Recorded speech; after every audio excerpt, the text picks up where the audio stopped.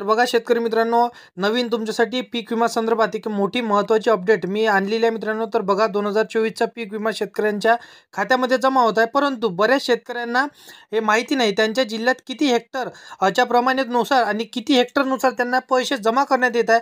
तुम्हाला जो पीक विमा मिळणार आहे त्या पीक विम्याचा आता मिळणार असेल तर तो पीक विमा बाकी शेतकऱ्यांप्रमाणे तेवढाच मिळतो का किंवा कमी प्रमाणात मिळत आहे, अशा प्रकारची त्या व्हिडिओमध्ये संपूर्ण माहिती तुम्हाला सांगितली जाणार आहे.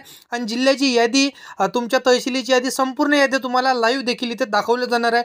परंतु तुम्ही जर का चॅनलवर पहिल्यांदा आला असाल तर चॅनलला सबस्क्राईब करून साईडला दिलेल्या बेल नोटिफिकेशन नक्की प्रेस करून ठेवा, जेणेकरून असेच महत्त्वपूर्ण व्हिडिओची नोटिफिकेशन तुमच्यापर्यंत येत राहील मित्रांनो. तर चॅनलला नक्की सबस्क्राईब करून ठेवा. तर बघा मित्रांनो, जिल्ह्याची माहिती या आजच्या व्हिडिओमध्ये आणि व्हिडिओच्या माध्यमातून आज आपण समजून घेणार आहोत. याचबरोबर ज्या शेतकऱ्यांना हा पीक विमा जमा झाला नाही अशा संदर्भात महत्त्वाची अपडेट आजच्या व्हिडिओमध्ये तुम्हाला या व्हिडिओच्या माध्यमातून सांगितलं जाणार आहे.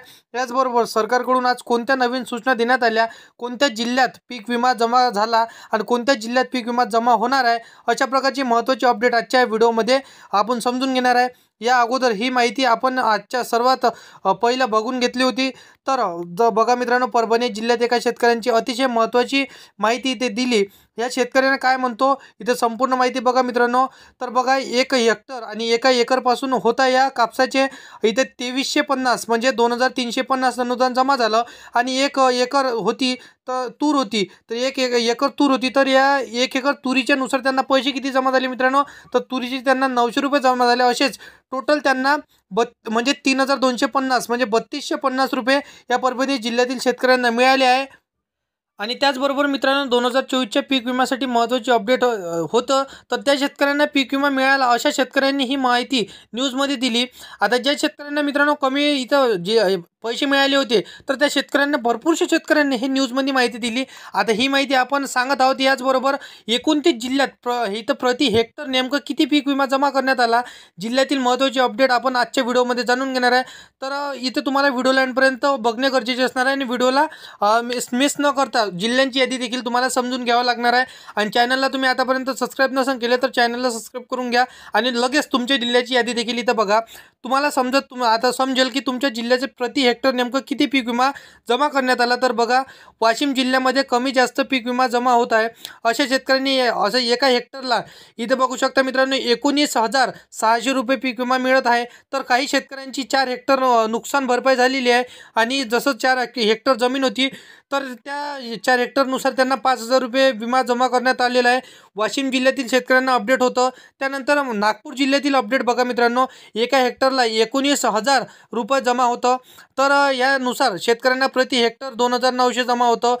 तर नागपूर जिल्ह्यातील बऱ्याच शेतकऱ्यांना अद्याप काही पीक विमा मिळालेला नाही. अशा प्रकारच्या नागपूर जिल्ह्यातील शेतकऱ्यांना महत्त्वाची अपडेट असणार आहे मित्रांनो. त्यानंतर परभणी जिल्ह्यातील अपडेट बघा, शेतकऱ्यांना हेक्टरनुसार इथं 38 हेक्टर म्हणजे 38,000 जमा झाले. तर काही शेतकऱ्यांनी इथं 6,000 रुपये पीक विमा जमा झाला.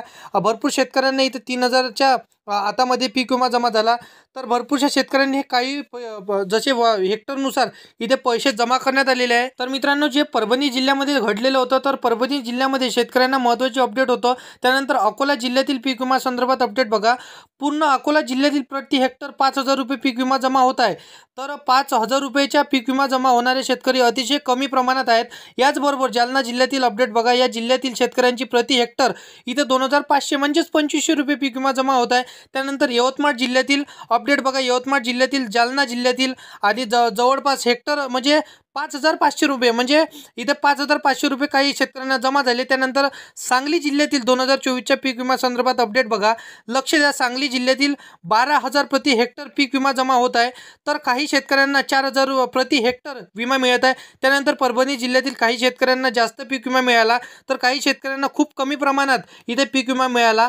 अर्थात काही शेतकऱ्यांना 2,000च्या जवळपास पीक विमा मिळाला, तर काही शेतकऱ्यांना 40,000 रुपये पर्यंत देखील इथे पीक विमा जमा झालेला आहे. याचबरोबर लातूर जिल्ह्यातील देखील इथे अशाच प्रकारची घटना इथे आढळून आली. मित्रांनो, लातूर जिल्ह्यातील अशाच पद्धतीने पीक विमा जमा करण्यात आला. कोणत्याही मोठ्या प्रमाणात पीक विमा मिळाला नाही, तर काही शेतकऱ्यांना कमी प्रमाणात पीक विमा मिळाला. तसेच मित्रांनो, त्याचबरोबर आता पुढील जिल्हा बघा, जसं की पुढील जिल्हा असणारा धाराशिव. आता या जिल्ह्यामध्ये काय झालं मित्रांनो, या जिल्ह्यामध्ये अतिशय महत्त्वाची तुम्हाला माहिती असणार आहे बघा.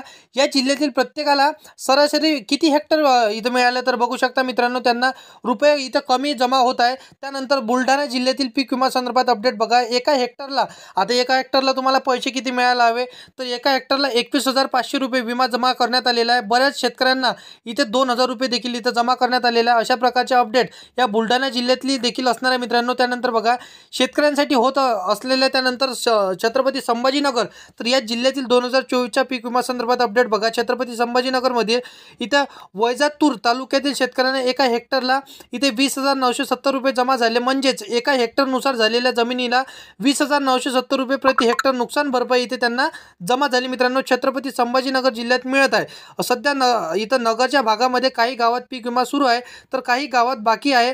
तर असे या नगर जिल्ह्यातील शेतकऱ्यांना महत्त्वाची अपडेट होती. त्यानंतर हिंगोली जिल्ह्यातील अपडेट बघा. या हिंगोली जिल्ह्यातील 2024चा पीक विमा मिळण्यासाठी आणि विम्यासाठी पात्र असलेल्या शेतकऱ्यांना कापूस उत्पादन क्षेत्रासाठी प्रति हेक्टर इथे 651 रुपये इथे मिळत आहे आणि पीक विमा त्यांच्या अकाउंटमध्ये टाकले जातात. तर कोणत्या शेतकऱ्यांना इथे मित्रांनो इथं भरपूरसे पैसे इथे त्यांना जास्त जमा होत आहेत. तसे की मित्रांनो 2,05,500 रुपये देखील त्यांना जमा होत आहे. तर भरपूरसे असे पैशाचा घोटाळा इथं झालेला आहे. काही शेतकऱ्यांना 20,000 रुपये जमा झाले, तर खाली पीक विमा जमा करण्यात येत आहे. तर अशा प्रकारे वेगळ्या अकाउंटमध्ये आणि अमाऊंटमध्ये हे पैसे असे कसे म्हणजे कुठल्या अकाउंटमध्ये किती पैसे आणि कुठल्या अकाउंटमध्ये किती पैसे हिंगोली जिल्ह्यातील वितरित करण्यात आलेले आहे. तर 2-2 लाखापर्यंत देखील इथे शेतकऱ्यांना पीक विमा गेला आहे. तर अशा प्रकारे इथं वाटप करण्यात आलेलं आहे. त्यानंतर नांदेड जिल्ह्यातील पीक विमा संदर्भात इथं अपडेट बघा. शेतकऱ्यांचा एका हेक्टरसाठी खूप कमी प्रमाणात पीक विमा जमा होत असते, परंतु अर्थात 2,500 रुपयाचा आतामध्ये ही रक्कम शेतकऱ्यांच्या खात्यामध्ये जमा केली जात आहे. याचबरोबर मोठ्या प्रमाणात शेतकऱ्यांना अजूनही पीक विमा मिळाला नाही. आता भरपूरशा शेतकऱ्यांना अजूनही पीक विमा मिळाला नाही मित्रांनो.